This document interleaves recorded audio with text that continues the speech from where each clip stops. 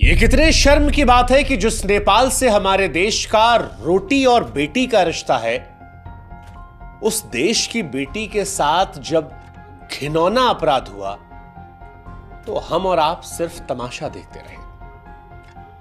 ये कितने अफसोस की बात है कि जिस देश के साथ हमारे गहरे संबंध हैं, उस देश की बेटी के साथ हमारे यहां पाप हुआ और हम और आप कुछ नहीं कर पाए। जिस देश से हमारा सांस्कृतिक और संस्कारों का नारा है, उस देश की बेटी के साथ जब अत्याचार हुआ तो हम तमाशबीन बने रहे। KIIT यूनिवर्सिटी में नेपाल की बेटी पढ़ने आई थी, कुछ बनने के लिए आई थी, बेहतरी के ख्वाब बुनने आई थी, मगर एक आवारा बदमिजाज लड़के की वो शिकार हो गई। अफसोस इस बात का और ज्यादा है कि जब बेटी के साथ ज्यादती हुई तो कॉलेज के प्रशासन ने कार्रवाई करने की जगह लीपापोती शुरू कर दी।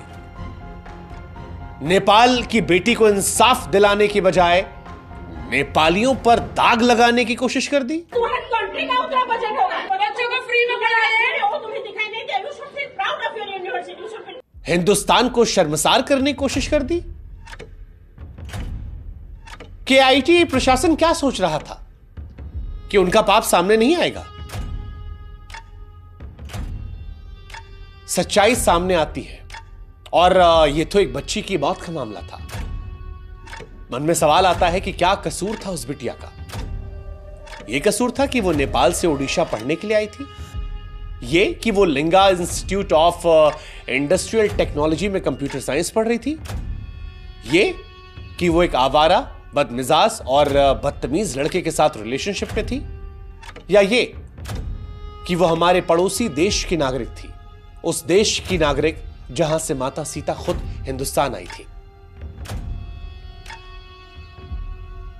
सच कहें तो कोई कसूर नहीं उस बेटी का, ऐसा कोई कसूर नहीं है जिसके लिए प्रकृति को अपनी जान गंवानी पड़ती, मगर उसे जान गंवानी पड़ी। लेकिन प्रकृति की मौत के बाद जो कुछ हुआ वो और ज्यादा हैरान करने वाला था। प्रकृति की मौत के बाद पर्देदारी का एक ऐसा खेल शुरू हुआ जिसमें मौत किस वजह से हुई, किस कंडीशन में हुई, जिम्मेदार कौन है, कसूरवार कौन है, इन सारी बातों को हटाकर यूनिवर्सिटी प्रशासन का शर्मनाक, नाकाबिले बर्दाश्त रवैया देखकर आज 140 करोड़ हिंदुस्तानी शर्मसार है।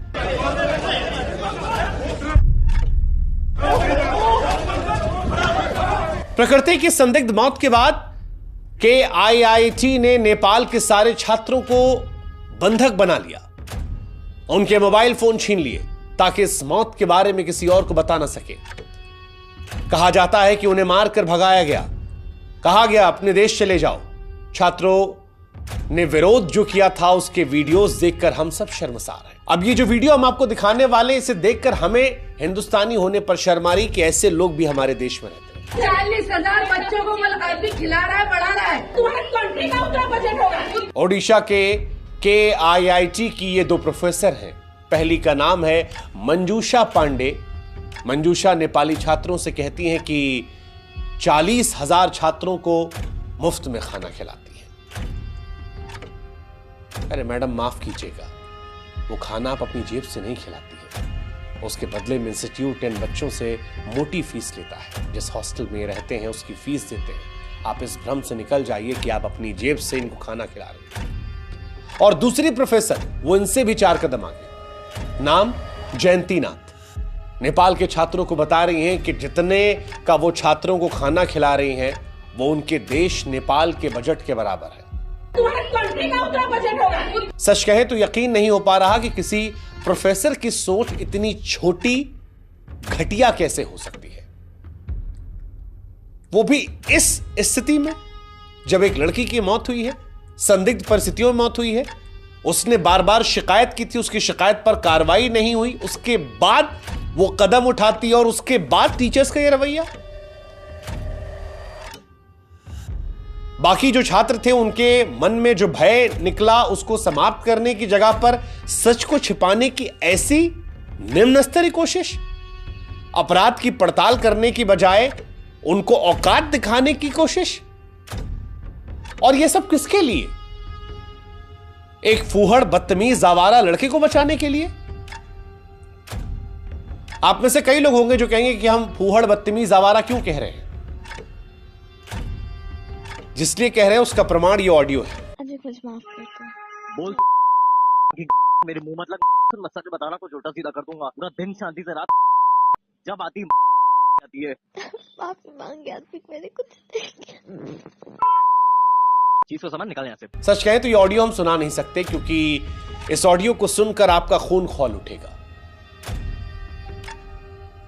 इस ऑडियो में ये लड़का धारा प्रवाह गालियां दे रहा है। फिर भी बीप बीप लगाकर कुछ कुछ आपको समझाने की कोशिश करते हैं ताकि आप असलियत समझ सकें। प्रकृति को गंदी गंदी गालियां दे रहे इस लड़के का नाम अद्वैत श्रीवास्तव है। अजय कुछ माफ कर दो। बोल मेरे मुंह मतलब सच बताना को छोटा सीधा कर दूंगा। ये वही लड़का है जिसकी वजह से आज यूनिवर्सिटी पर सवाल है, भारत नेपाल के रिश्तों में तकरार जैसी स्थिति हो गई है और 140 करोड़ हिंदुस्तानियों को नेपाल की जनता शक की नजर से देख रही है कि क्या यह वही हिंदुस्तान है जिसके साथ रोटी और बेटी का रिश्ता था, जो राम सीता के रिश्तों का गुणगान करके अपनी सांस्कृतिक विरासत को साझा करने की बात करता था। इनकी वजह से हिंदुस्तान का नाम खराब है और आज हिंदुस्तान में किसी को भी इनके साथ खड़ा नहीं होना चाहिए। यह बताया जाता है कि यह लड़का एक अय्याश किस्म का लड़का है। गंदी गंदी गालियां देना इसके फितरत में है। लखनऊ का रहने वाला है। ऑडियो में प्रकृति को गंदी गंदी गालियां दे रहा है, उससे माफी मांगने के लिए कहता है। लड़की माफी मांग लेती है, इसके बावजूद धारा प्रवाह गालियां देता है। लड़की के भाई की माने तो अद्वैत लड़की को लगातार परेशान कर रहा था, ब्लैकमेल कर रहा था और इसी के बाद तंग आकर कथित तौर पर प्रकृति ने अपनी जिंदगी को समाप्त कर लिया। हैरानी की बात यह कि एक लड़की की जान जाती है लेकिन KIIT प्रशासन लीपापोती में जुट जाता है। लेकिन सोशल मीडिया के युग में इतना आसान कहां है। अच्छे लोग हर जगह होते हैं। लोगों ने आवाज उठाई और नतीजा कि अब एक्शन शुरू हुआ।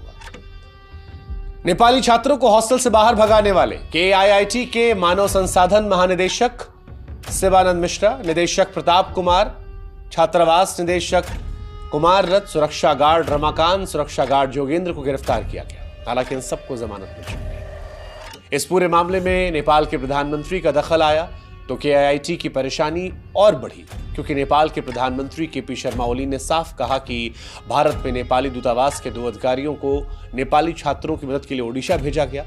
प्राथमिकता के लिहाज से विकल्प 2 है कि या तो हॉस्टल रहें या घर लौट आएं। और जब इतना सब कुछ हुआ तो फिर KIIT ने मौके की नजाकत को देखकर माफी मांगी। कहा कि 2 प्रोफेसर को गैर जिम्मेदाराना बयान के चलते हटा दिया गया। नाम नहीं बताया कि किसे हटाया गया है।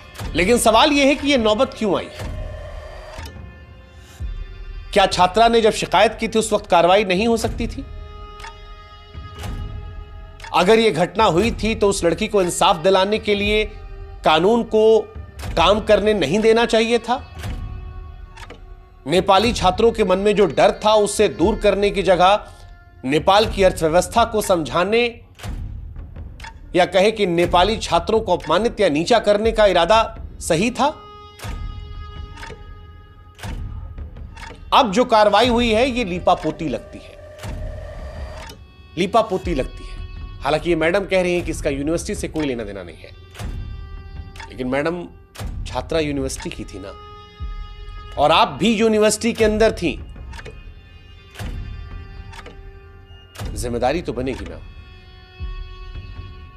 और अगर आपको लगता है नहीं बन रही है तो आप सोचिएगा कि अगर आपकी औलाद यहां होती तो भी क्या आप यही कहती? सोच के देखिए कितने सपनों के साथ वो लड़की यहां आई थी। उस लड़की के मां बाप ने जब उसे यहां भेजा था तो इसलिए नहीं भेजा था कि कोई लाखैरा अपने रिश्ते में उसे धोखे से बांधेगा और फिर उसके साथ ऐसा व्यवहार करेगा। उसके मां बाप ने इसलिए नहीं भेजा था कि उसे गंदी गंदी गालियां दी जाएंगी, इतना परेशान किया जाएगा कि जीवन को छोड़कर वो उस विकल्प को चुनेगी जो शायद कोई स्वेच्छा से तो चुनना नहीं चाहेगा। और इस घटना के बाद अब उनके मां बाप के बारे में सोचिए जिन्हें इंसाफ की मांग करने पर आपने यह सब तमाशा करवाया था। ये उस देश की बेटी थी जिसके साथ बार बार हम कह रहे हैं हमारा रोटी बेटी का संबंध है। ये माना जाता है कि माता सीता नेपाल से आई थी।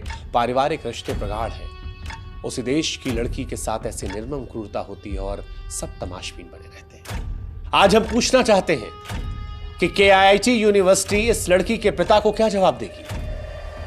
आज हम पूछना चाहते हैं कि आरोपी बदतमीज औद्योगिक पर क्या कार्रवाई होगी। आज हम पूछना चाहते हैं कि क्या गारंटी है कि इस यूनिवर्सिटी में दोबारा किसी विदेशी छात्र को इससे नहीं गुजरना पड़ेगा। क्या गारंटी है कि इस घटना के शांत हो जाने के बाद, सोशल मीडिया के शांत हो जाने के बाद किसी विदेशी छात्र से KIIT का स्टाफ बदतमीजी नहीं करेगा।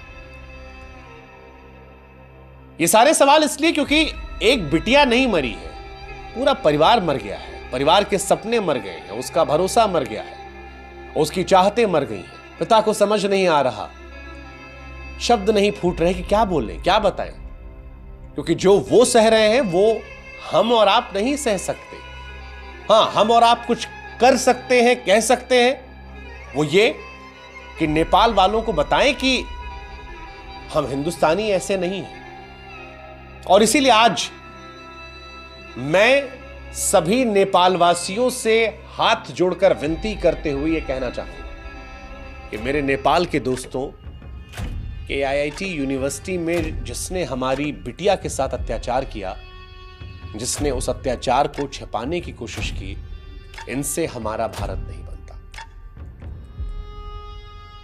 भारत के सच्चे लोग वो हैं जो वसुधैव कुटुंबकम के सूत्र पर चलते हैं। हम वो लोग हैं जो बेटी को देवी का दर्जा देते हैं।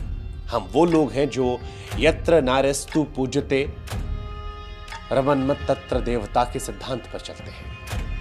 हाँ, हम मानते हैं कि ओडिशा में जो कुछ हुआ उसने पूरे देश को शर्मसार किया है और हम उसको लेकर शर्मिंदा हैं। जो घटना हुई उसको लेकर भी और घटना के बाद जो हुआ उसको लेकर भी नहीं होना चाहिए था, बिल्कुल नहीं होना चाहिए था। कैसे एक बच्ची खुदकुशी पर मजबूर हो सकती है, यह अपराध है। जिस तरह से मामले को छिपाने की कोशिश हुई वो भी नहीं होना चाहिए था। नेपाली छात्रों को बंधक बनाना, उनके डर के बीच उनका फोन छीनना, ये चोरी के बाद सीना चोरी जैसा था। लेकिन फिर भी हम आपसे कह रहे हैं, जो हुआ वो हम ठीक नहीं कर सकते, लेकिन इंसाफ की लड़ाई में हम आपके साथ हैं। सभी नेपाल वासियों से हम कहना चाहते हैं कि हम सभी हिंदुस्तानी आपके साथ हैं। इस जुल्म के खिलाफ आपकी आवाज में हमारी भी आवाज है। हिंदुस्तान और नेपाल के रिश्ते की जड़ें बड़ी गहरी हैं और इस तरह की मानसिकता के कुछ लोग उन जड़ों को हिला नहीं सकते। हम आपके साथ जस्टिस फॉर नेपाली गर्ल की आवाज में आवाज मिलाएंगे और इंश्योर करेंगे कि जब तक उसे इंसाफ नहीं मिल जाता, इस लड़ाई को हम आपके साथ उसी बुलंदी से लड़ेंगे। जय हिंद, जय भारत, जय नेपाल।